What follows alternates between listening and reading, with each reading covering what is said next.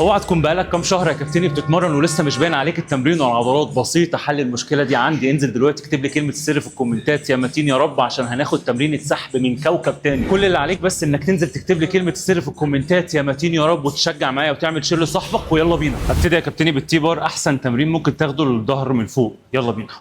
طبعا طالما جبنا الشداد يبقى في حاجه عنيفه هتحصل دلوقتي. سمي الله ونتوكل. ايه، بسم الله.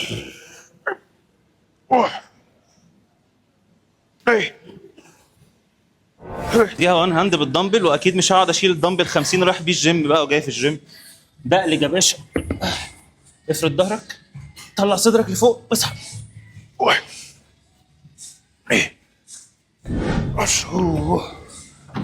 اللي بعده هدخل بعديها سحب عالي لللاتس ضيق، واهم حاجه اتاكد ان التكنيك بتاعك صح، عشان ممكن تاخدها لاتس وممكن تاخدها ظهر من النص، وده اللي انا شرحته لك في الفلوج بتاع الفيديو ده كامل على اليوتيوب.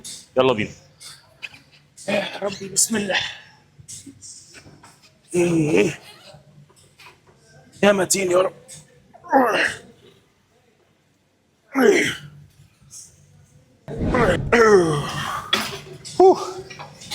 خلي لك اللاتس بتاعتك جناح. ادخل بعديها بقى على الكتف الخلفي، وهو على فكره مسؤول عن تكويره الكتف، فاهتم بيه كويس قوي. يلا بسم الله.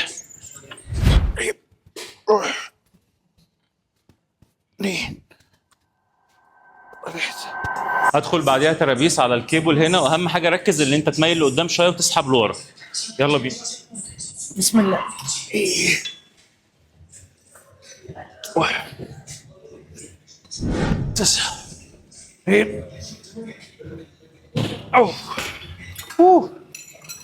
من احسن الزوايا الفعاله. جبنا يا كابتني الدمبل ال 30، بس مش هنلعب بيها صدر او حتى كتاف، بايسبس يا كابتني بفضل الله. يلا بينا.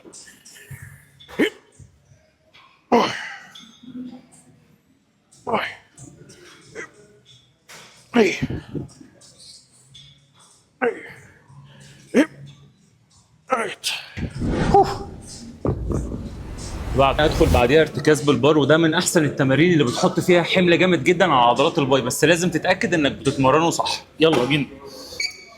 بسم الله. بسم الله. واحد، انزل ببطء. اثنين. اللي بعده هدخل بعديها ساعد وريست سوبر ست. هبتدي الحركه الاول باللي انا بدخل صبعي الكبير لجوه واطلع لفوق. واحد، اثنين، 10. سوبر ست. الف ايديا وادخل صبعي الكبير لتحت واعمل نفس الحركه. واحد، اثنين. حجر.